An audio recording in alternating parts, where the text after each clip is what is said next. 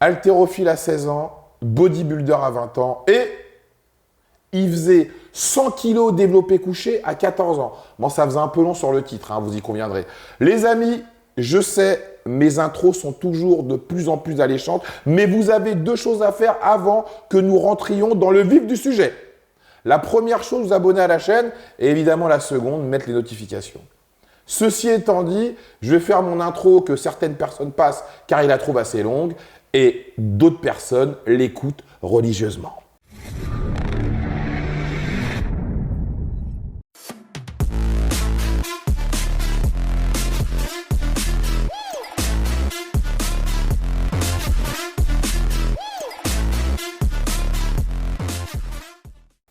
Les amis, si comme moi, quand vous rêvez le matin, vous avez la chance d'être de bonne humeur car vous avez le bien le plus précieux qui existe, je ne parle pas de l'amour, je ne parle pas de l'argent, je parle bien évidemment de la santé et que de surcroît, les personnes que vous aimez, et n'oublions pas celles que vous n'aimez pas, si elles sont également en bonne santé, nous pouvons le dire officiellement, aujourd'hui est un nouveau jour, today is a new day. Bon, tu faisais du développé couché, 100 kilos à 14 ans.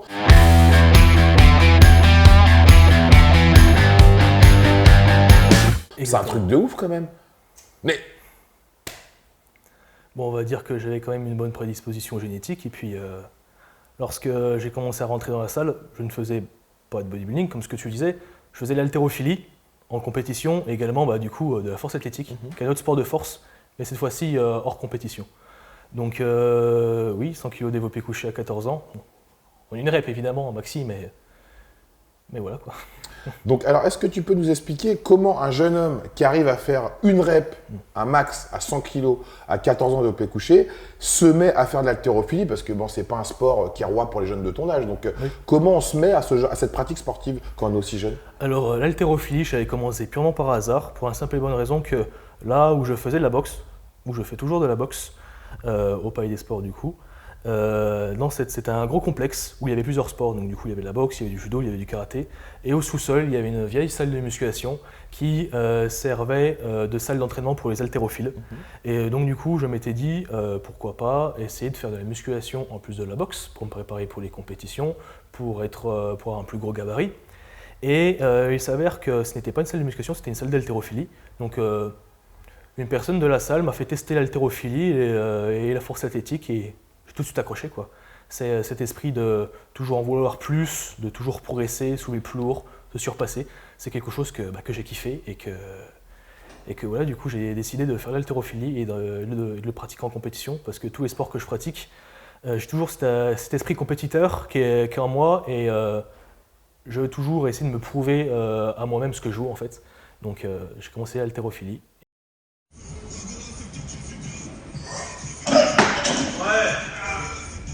Et par la suite, je suis devenu bodybuilder.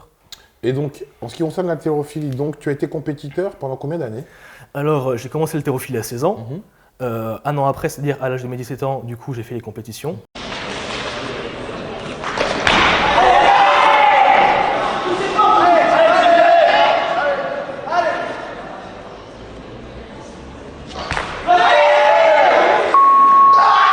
Donc 8 mois après ma pratique d'haltérophilie, je suis directement allé du coup en championnat de France élite individuelle, auquel je me suis classé 3e, en championnat de France.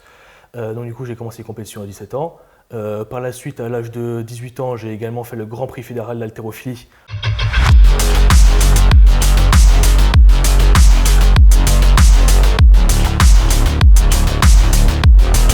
Auquel je me suis classé premier. Wow. Donc jusqu'à du coup l'arrivée d'une blessure qui s'est rallongée sur le temps. Donc bon, c'est des sports évidemment de force, donc il est évident qu'on se blesse comme dans tous les sports quand on les pratique à haut niveau. Donc comment tu as vécu cette blessure?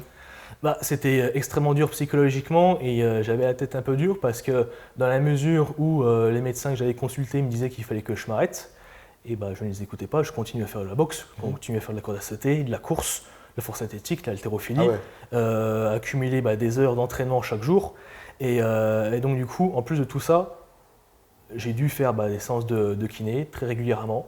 Donc pour une petite anecdote, pendant que j'ai eu mes problèmes de genoux, j'étais au lycée. Et mon lycée était littéralement à 200 mètres de la clinique de kinésithérapie. Donc entre les cours, j'allais au kiné, petite séance de kiné, après je retournais en cours, et j'avais effectué tout ce qu'il fallait pour guérir. Je faisais du travail en excentrique au squat, je faisais beaucoup d'automassage, d'étirements, je mettais de la glace, on m'avait prescrit des antidouleurs. C'est de la connerie au passage, parce que les antidouleurs, ça masque la douleur, ça ne guérit pas. Donc c'est vraiment horrible. Et puis les nombreuses séances de kinésithérapie pendant 9 longs mois. Et donc du coup, ça n'avait pas vraiment suffi, donc du coup j'ai voulu avoir un petit coup de pouce pour guérir. Donc, ce coup de pouce, bon, on imagine bien que c'est quelque chose qui n'est pas légal. Évidemment. Oui. Donc, alors, comment donc t'en es arrivé à penser que le dopage pourrait te permettre de récupérer plus rapidement? Eh ben, ce qu'il faut savoir avec le dopage, c'est que beaucoup de personnes pensent qu'une personne dopée est forcément quelqu'un d'énorme et musclé. Il faut savoir qu'il y a du dopage partout, aussi bien en athlétisme, en cyclisme, même au lancer de javelot, j'en connais un du coup, les marathoniens, tout le monde, et que les produits ne servent pas seulement à développer la masse musculaire, mais également à améliorer l'endurance, la récupération et la guérison. Et donc du coup, en l'occurrence, moi, mon utilisation du coup de produits était uniquement due pour la guérison du coup de mes genoux. Et donc, tu as pris quoi comme produit? Décadurabolin, j'imagine? Alors, non, pas du tout. Alors, je n'avais pas vraiment le budget pour me fournir vraiment en produits. Je me suis seulement fourni en Dianabol, qui n'était pas du Dianabol selon les tests antidopage du coup. Ok. Voilà. Donc, j'avais pris du Dianabol pendant 4 semaines, pendant des vacances d'été. Et après, j'ai plus jamais repris de produits à l'époque où je faisais l'haltérophilie pour guérir mes genoux. Et après, j'ai entamé les compétitions d'haltérophilie. Je les ai entamées pour la simple et bonne raison que je pensais que la substance que j'avais dans le corps était plus détectable. Si j'avais pensé que je pouvais me faire gauler, jamais j'aurais fait des compétitions. Parce que 3 mois plus tard, j'ai fait ma compétition et je me suis fait choper. Et donc du coup, l'AFLT a détecté dans mon corps des métabolites du coup du Superdrol. Du coup, ce n'est pas du tout du Dianabol. Ah, c'était pas Dianabol, c'était du Superdrol. Plus des métabolites de la méthandiénone, du coup du Dianabol, plus de la méthyltestostérone. Donc en fait, ce qui était marqué Dianabol sur la boîte, ça n'en était pas. C'était du Dianabol, plus du Superdrol, plus de la méthyltestostérone. Ce qui rendait le produit plus efficace? Ce qui rendait le produit plus efficace parce que du coup, ce que j'avais fait en 9 mois de kiné, c'était loin d'avoir les mêmes effets que les 4 semaines de prise de Diana, forcément. Et donc, une fois que tu te fais contrôler positif au dopage, qu'est-ce qui se passe? Ce qui se passe, c'est que je reçois un mail et une lettre du coup de la FLD me disant que j'étais contrôlé positif et qu'il fallait faire toutes des démarches administratives pour le procès verbal, etc. Donc du coup, je ne me suis pas pris la tête. Je ne vais pas aller... je ne vais pas monter sur Paris pour dire non, j'ai pas pris ça, je ne vais pas trouver des excuses, parce que sur la lettre, il me disait que pour réduire la peine ou je ne sais pas quoi, il fallait dénoncer celui qui t'avait fourni, ou dire d'autres personnes que tu connaissais qui étaient chargées pour ne pas être suspendu, etc. Bref, en fait, la délation à son apogée. Et donc du coup, j'ai juste dit non, non, j'ai pris, j'assume, etc. Donc punissez-moi, et puis c'est tout, qu'on n'en parle plus. Parce que j'étais du coup à une période où du coup, je voulais arrêter l'haltérophilie pour passer au bodybuilding, donc du coup... Alors, donc le fait de te faire virer du monde de l'haltérophilie, pour toi, c'était la porte ouverte au bodybuilding, j'imagine? Exactement. Bon, après, je n'avais pas si bien pris que ça à l'époque. Au moment où j'avais vu que j'étais du coup contrôlé positif, je me suis dit que je ne ferais plus jamais de compétition d'haltérophilie, mais dans la mesure où je vais me lancer dans le bodybuilding, ça n'avait pas vraiment un réel impact. Mais ceci, c'était pour le monde de l'haltérophilie. C'est qu'il y a eu de nombreux cas de dopage du coup dans l'haltérophilie. Bon, évidemment, il y a du dopage dans tous les sports de haut niveau, mais juste être la personne qui en rajoute une caisse comme quoi il s'est fait gauler pour dopage, etc., ça faisait un peu dur d'avoir son nom et l'étiquette là-dessus, et puis ça faisait du mal également pour le club. Parce que forcément, après, le club a une répétition pour dire « Ah, c'est un club de dopés, etc. » Ce qui n'était pas forcément le cas, donc du coup, c'était quand même quelque chose de dur à assumer. Mais puis, quoi qu'il en soit, comme je l'avais dit précédemment, mon but après par la suite c'était de switcher dans le monde du bodybuilding. Parce que j'avais fait un peu le tour du monde de l'haltérophilie que j'avais totalement adoré. Mais j'étais conscient que si je voulais faire les Jeux Olympiques, je n'avais pas le niveau. Parce que peut-être que j'avais un bon niveau en France, j'étais peut-être dans les meilleurs de France. Mais niveau Europe ou niveau mondial, je n'avais littéralement aucune chance. Donc je me suis dit... autant aller dans un sport où se doper, personne ne va te juger au moins. Exactement, exactement. Au moins, c'est un monde où aujourd'hui de plus en plus de personnes l'assument et on est conscient qu'ils sont qu'en compétition, tout le monde est chargé. Autant en boxe, en haltérophilie ou dans n'importe quel autre sport, il y en a qui sont chargés, il y en a qui ne le sont pas. Mais dans le bodybuilding, en compétition, tout le monde l'est. Là-dessus, c'est impossible de faire 90 kg sec, 100 kg sec sur scène et se proclamer naturel. Donc alors, qu'est-ce que tu as entrepris dans ta quête de devenir un bodybuilder? Parce que toi, c'est toujours dans cette optique de compétition, comme tu nous disais précédemment, tous les sports que tu as pratiqués, Oui. toi, tu n'es pas là pour te branler, tu es là pour que la finalité soit être en compétition. Exactement. Alors, qu'est-ce que j'ai fait? Je m'étais quand même pas mal documenté auparavant parce que c'est quelque chose qui me passionnait quand même, le monde des produits, des compléments alimentaires également, ce qui n'est pas la même chose, hein, on souligne, mais tout ce qui est également biomécanique, biologie de base, etc., tout ce qui est anatomie du corps humain, c'est quelque chose d'absolument passionnant. Donc, avant d'entamer le bodybuilding, j'ai essayé de me renseigner un maximum sur la consommation de produits, sur les entraînements, sur l'alimentation, sur un paquet de choses. Et donc du coup, j'ai entamé une prise de masse, puis ensuite une sèche, et ensuite j'ai enchaîné sur une compétition. J'ai commencé le bodybuilding à l'âge du coup de 19 ans. Et ma compétition s'est faite 9 mois, 12 mois après, à l'âge de 20 ans. T'aimes bien les 9 mois, toi? Oui, Pareil, quand tu as exactement. fait de l'haltérophilie, 9 mois après, tu as fait ta compétition. Exactement, oui. Et donc, tu as pris quoi en produit en prise de masse? T'as commencé par quoi? Trainbo, bol de Susta. D'accord, Voilà, et en sèche? le classique. Et puis en sèche, c'était Train, Testopropionate et Masteron. Donc, tu as fait ta prise de masse. Combien de temps ça a duré? La prise de masse a duré 3 mois. Après, tu as fait une pause? Après, j'ai fait une pause, oui. De combien de temps? La pause a duré peut-être 3 mois. 3 mois, Ouais, donc pas de produit du tout? 3 mois masse, 3 mois pause et 3 mois sèche. Ok, d'accord. Voilà. Et donc, alors, combien de kilos t'as pris en prise de masse avec les produits? Alors, dire le poids exact, ça va être difficile à dire, mais ça montait à du 1 kg par semaine. D'accord, ok. 1 kg par semaine Pendant 3 mois. Pendant C'est 3 pas mois. mal. Donc, Oui, tu as oui. pris 12 kilos. Oui, c'est ça, j'avais pris une douzaine de kilos, oui. C'est beau. Oui. Et en sèche, tu as perdu combien sur ces 12 kilos? J'avais réussi à monter à 105 kilos en prise de masse et sur scène, en sèche, j'étais descendu à 89 kilos. Ouais, t'as pas mal. Donc oui, oui. Mais après, en prise de masse, on peut le voir sur mon Instagram, j'étais quand même De toute façon, on va flotteux. partager les photos. J'étais voilà. Et donc, cette première compétition, alors, comment ça s'est passé? Cette première compétition, alors d'abord la première compétition de bodybuilding que je voulais faire, je voulais pas faire une compétition de merde dans un gymnase tout pété, etc. Je voulais faire une compétition, c'était bien organisé, une bonne et grosse compétition. J'étais parti avec d'autres amis à moi qui voulaient faire la même compétition que moi, du coup c'était à Venise, pour El Trofeo de la Serenissima. Donc du coup on y était allé pendant deux bonnes journées et compétition au top. J'avais même rencontré Andrea Presti. C'était lui qui m'avait refilé la médaille. D'accord. Et franchement, le mec il était énorme. Et quand je voyais les autres personnes, c'était pas des maigrichons de 70 kilos, quoi. C'était vraiment des buffles, quoi, des machines de guerre, quoi. Et ça m'a réellement boosté pour une première compétition de voir ça et de vouloir en refaire d'autres.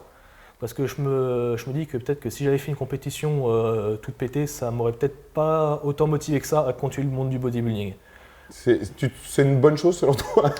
Alors, est-ce que c'est une bonne chose? Alors, forcément, il est important de souligner que le sport à haut niveau, quel que soit le sport, n'est pas bon pour la santé. Hein, voilà, donc moi, je fais ça parce que c'est quelque chose que je kiffe. Mais est-ce que je vais en faire la propagande pour dire ah, c'est un monde qui est merveilleux, c'est un monde qui est extraordinaire?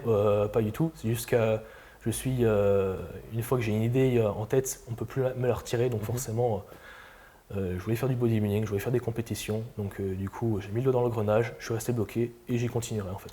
Et comment voient tes parents? Ils savent que tu te prends des produits, tes parents? Oui. Ah, mais c'est incroyable. Alors, tu es la troisième personne que j'ai qui a des parents qui sont aussi compréhensifs. Donc, ils savent que tu prends des produits, ils ne disent rien. C'est pas en soi de la compréhension, c'est qu'ils sont conscients que je vais faire du sport de compétition au niveau le plus élevé qui soit, et que forcément, ils sont conscients que dans n'importe quel sport, en particulier le bodybuilding, c'est quelque chose qui est obligatoire. Quelque chose qui est obligatoire. Et puis, ils me font confiance également sur ma consommation, dans la mesure où ce n'est pas une excuse, hein, c'est pas parce que je fais des prises de sang, etc., que forcément tout sera tout beau, etc. Mais j'ai quand même la tête sur les épaules, je fais quand même des électrocardiogrammes, des tests d'effort, des prises de sang. Je ne m'amuse pas non plus à envoyer 5 grammes par semaine comme certains, et surtout que bon, même si des pros envoient peut-être 5 grammes par semaine, pour une première cure, c'est absolument inutile. Il faut monter progressivement. Et là, ta consommation, elle est de quel acabit? Actuel. Ouais, actuel. Alors actuellement, à savoir que c'est quelque chose qui va évoluer avec le temps. D'ici quelques semaines, ça va être totalement autre chose. Hein. Mais pour le moment, c'est quelque chose qui s'apparente plus à un bridge. C'est testostérone cypionate 250 mg par semaine, Proviron 50 mg par jour, DHEA 100 mg par jour et Pregnenolone 50 mg par jour. Du coup, voilà, avec un peu de Nolvadex à hauteur de 10 mg par jour. Suivant la prise de sang. Donc ça veut dire que ça, c'est quelque chose que tu prends toute l'année et il y a des moments où tu fais des cures où tu as d'autres molécules avec un dosage plus élevé. Ça, on va dire, c'est le bridge, c'est une TRT, quoi, selon toi. Oui, oui. Okay. Alors, à savoir que, après ma compétition de Venise, j'avais fait une pause pendant 7-8 mois. Et que du coup, ce que je viens de mentionner, ça fait 10 jours que je suis dedans. Okay. Voilà, donc quand la vidéo sera publiée, ça fera peut-être 2-3 semaines. Voilà. Mais du coup, je commence du coup par ça et par la suite, je rajouterai du coup la traînée dentate, puis la bol d'énone. Même chose que ce que j'ai fait l'année dernière. Tu te rends compte qu'à 20 ans, tu as quand même toutes tes hormones qui sont encore en ébullition, tu es en pleine croissance, et que le fait de prendre même des quantités qui ne sont pas énormes pour les gens dans le bodybuilding, mais qui le sont quand même, ça risque de dérégler l'axe HPTA, voilà, oui, ton corps. Les gens peuvent voir que tu as de l'acné, donc ça veut dire que l'acné, c'est-à-dire que c'est le foie qui rejette les produits qu'on lui donne. Alors à savoir pour l'acné, excuse-moi si je te coupe, à savoir pour l'acné, avant même de commencer les produits et même pendant les pauses, j'en ai toujours eu. Ça, c'est un calvaire. Mais du coup, lorsque je suis en prépa ou non, mon acné n'augmente ni ne diminue. Elle reste tout le temps stable. Oui. Mais ce qui est quand même quelque chose d'emmerdant, quoi. Oui, donc je disais, tu n'as pas peur de bousiller ta santé parce que tu es quand même très jeune. Ah oui. Malheureusement, tu as un potentiel, parce qu'au vu de ton physique à 20 ans, même si toi tu ne te trouves pas bien, les gens peuvent voir que tu es quand même assez massif. Oui. Tu es quelqu'un de déterminé, ça se voit, et réfléchi dans ton approche, que comme on en a parlé avant, tu t'es beaucoup documenté, tu m'as même ramené des livres qui vont m'instruire encore plus, c'est très gentil de ta part. Donc, toi, c'est évident que je te reverrai dans 2-3 ans, tu feras 10 ou 15 kilos de plus, quoi, si tu t'arrêtes pas. Donc, tu n'as pas peur pour ta santé au vu de l'hécatombe qu'il y a pu avoir dans ce sport récemment? Bon, parlant d'hécatombe, pendant qu'on tourne la vidéo, Tom Prince est mort aujourd'hui, et qui repose en paix. Donc voilà, je te donnais un petit hommage, mais oui, du coup, le monde du bodybuilding, c'est un monde auquel on constate qu'il y a eu quand même pas mal de morts, beaucoup de morts, et que moi, j'avais plusieurs principes. Je pars du principe que dès l'instant que je pratique un sport, il faut que je fasse à 100%, et par conséquent, il faut que je fasse de la compétition et que je me surpasse. Mais je pars également d'un autre principe, c'est que si ma santé est gravement mise en cause, et que les résultats de mon électrocardiogramme ou de mes prises de sang sont mauvaises, j'arrête tout. Donc je n'ai pas honte de dire que là j'ai envie, si je peux faire 110, 115, 120 kg, je le ferai. Mais si jamais je vois que j'ai une polyglobulie ou une hépatite ou quoi que ce soit, il faut que je règle tout de suite ce souci-là. Et tant que ce n'est pas réglé, je passe pas à autre chose, je me concentre là-dessus. Donc c'est quelque chose qui est assez important parce que, étant donné que j'ai une mère qui travaille dans le milieu hospitalier, j'ai pas envie de la 30 ou 40 balais, être dans un lit d'hôpital et que ce soit elle qui s'occupe de moi, quoi. C'est quelque chose qui est extrêmement important à la santé, ce qui peut paraître un peu paradoxal étant donné que du coup je suis dans le bodybuilding, mais du coup voilà, c'est que si je peux être énorme, je le deviendrai, mais dans la mesure du raisonnable.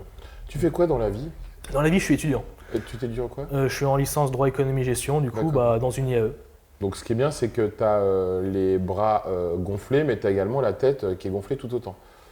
Ah oui, de toute façon, faut être conscient que dans le monde du bodybuilding, en particulier en France, c'est que c'est pas un monde qui remplit l'assiette. C'est pas ça qui va me faire gagner des milliers et des cents à la fin de chaque mois et qu'il faut avoir une certaine colonne vertébrale. Ce que j'ai tendance à dire, c'est quand même avoir un cursus universitaire qui te permet du coup d'avoir un métier qui te plaît et qui est également rémunérateur. C'est pas en montant sur scène à 100 kg sec à 4% de body fat que tu vas avoir une villa au bord de Miami et rouler en Porsche Panamera. Ça, c'est ce qu'on veut nous faire croire sur Instagram et sur les autres réseaux sociaux. Mais donc actuellement, tu vis chez tes parents? Actuellement, je vis chez mes parents, oui. Et donc c'est eux qui subviennent à tes besoins? Exactement, oui. Donc ça veut dire que c'est eux qui financent ma bouffe. Ta bouffe et tous les à côté du bodybuilding? Non, ça c'est moi. D'accord. Ça c'est moi. Donc du coup, moi, c'est plutôt un ami à moi qui me finance du coup mes prépas. Ah, comment ça se fait? Comment ça se fait? Parce que. Il est cool ton pote. Il est cool. T'as un mécène en fait. Ah, oui, il est gay? Non, du tout. Non, mais on sait jamais. Non, quand même. Guerre for play. Hein, non, bon, je m'en fous. Mais, donc il finance la oui, il finance du coup mes prépas parce que il est passionné de bodybuilding. il veut pas faire de compétition de bodybuilding parce qu'il n'y arrivera jamais, il n'a pas forcément le niveau. D'ailleurs, je lui fais un coucou, il se reconnaîtra. Mais du coup, tous les mois, il me fait un virement qui me permet du coup de financer ma prépa. Donc en fait, on peut dire que c'est ton sponsor, mais qu'est-ce qu'il y gagne lui? Qu'est-ce qu'il gagne? C'est qu'il est tout simplement passionné de bodybuilding et il trouve ça dommage qu'en France, en fait, il n'y ait pas vraiment de bodybuilders qui lui plaisent et qui lui conviennent. Il veut vraiment, en fait, il trouve ça passionnant de voir. En fait, c'est un peu comme un jeu, de voir comme sur un jeu vidéo, on voit un avatar qui essaie de se développer, etc. Et bah moi, du coup, je suis comme la personne qui va se développer du coup grâce à son aide. Génial. C'est ça. Ouais. Et donc ça veut dire que sans cette personne, tu n'aurais pas le budget pour prendre des produits et mener une prépa à bien, quoi. En soi, je pourrais avoir le budget, mais ça aurait pu être bien plus compliqué que ça. C'est-à-dire que ma bourse étudiante y passerait totalement. Ouais. Sauf que si j'ai une bourse étudiante, c'est pour mes études, c'est pas pour autre chose. Donc du coup, c'est les études, le sport et puis le reste. Mais donc oui, il m'aide et sans lui, ça pourrait être bien compliqué de financer du coup ma prépa. Après, pour donner un chiffre précis, on va faire une moyenne parce que ça dépend du coup si c'est en relance, si c'est en pause ou si c'est en cure. Mais en moyenne, c'est quelque chose qui tourne à hauteur de 150 € par mois. Donc c'est loin d'être énorme. Mais disons que quand on est étudiant, forcément, 150 € par-ci, par-là, c'est quelque chose qui est quand même assez onéreux, quoi. Et par rapport au budget bouffe, ça veut dire que tes parents ils pleurent. Couvrent ton budget bouffe, mais le budget bouffe d'un bodybuilder surtout qui a 20 ans, c'est le budget de 2-3 familles réunies, quoi. Surtout que le souci, tiens, je peux souligner, j'ai 2 petits frères à moi. Ah ouais? Qui font de la muscu aussi? Qui font de la muscu aussi. Waouh. Voilà, bon, ils prennent rien, mais j'ai 2 petits frères à moi qui font de la muscu aussi, qui font 90 et 100 kg chacun. Oui, déjà. Plus une autre sœur qui fait de la muscu aussi. Oh, la famille! Je suis l'aîné, mais on est une famille où on fait tous de la muscu. Et donc une famille où on mange tous beaucoup. Et donc du coup, tes pauvres parents. Mes pauvres parents, oui, quand ils vont regarder la vidéo, ils vont pleurer. Donc, en fait, dans ton parcours, ça me fait penser un peu au bodybuilder à l'époque de Schwarzenegger, Schwarzenegger le disait lui-même, l'énergie qui lui a permis d'être un culturiste mondialement connu et le meilleur à son époque, et l'un des meilleurs de tous les temps, lui a permis d'avoir la même énergie pour réussir socialement. Donc toi, l'énergie que tu mets dans le bodybuilding, tu mets la même énergie dans tes études pour réussir également ta vie professionnelle et sociale. Exactement. De toute façon, on peut retranscrire ce qu'on fait au sport dans la vie de tous les jours. C'est essayer de se surpasser, d'être une meilleure version de soi-même, d'être organisé de A à Z. Quand on organise un plan d'entraînement, on doit faire tant de séries, tant de répétitions avec tel exercice, etc. et qu'on doit suivre une certaine progression, si on essaie de faire la même chose au quotidien, dans la vie de tous les jours, au travail ou dans n'importe quelle chose qu'elle soit, on devient une machine, quoi. On peut tout faire. On peut tout faire. Donc oui, forcément, le sport est quelque chose d'extrêmement bénéfique dans la vie de tous les jours. Je parle du sport, pas forcément du sport compétitif, mais le sport dans la vie de tous les jours permet de décompresser, de se surpasser. Pour moi, c'est quelque chose d'indispensable. En tout cas, on peut dire que c'est le mot de la fin. Le sport est quelque chose d'indispensable pour toi. Merci en tout cas d'avoir partagé ton expérience et ton histoire qui est incroyable. Tu as 20 ans. Vu ta détermination, je pense que si Dieu te prête vie et que ta santé est au rendez-vous et est avec toi, tu pourras faire de grandes choses dans le monde du bodybuilding. Donc franchement, de toute façon, on ne peut que féliciter ta détermination. Même si, comme je ne cesse de le répéter, tu peux le dire également avec moi, les produits dopants, c'est pas bien. Il ne faut surtout pas en prendre. Le bodybuilding, c'est un sport qui coûte de l'argent. Toi, tu as la chance d'avoir un mécène qui te permet de couvrir les produits dopants. Tu as des parents qui te supportent également par rapport à diète parce que quand même tu fais des études et tu travailles, donc tu joues le jeu, donc c'est également important. Et tu as compris que le bodybuilding, c'est pas ça qui va te permettre de vivre, c'est simplement une passion qui te permettra de t'améliorer physiquement et peut-être de te sentir mieux dans ta peau, ce qui est le plus important. Donc voilà, mes vidéos se termineront toujours de la même manière. Vaut mieux être détesté pour ce que l'on est plutôt qu'être aimé pour ce qu'on n'est pas. Et la jalousie, ça se mérite, Pouto. Pouto. Merci beaucoup, mon ami. Pas de souci.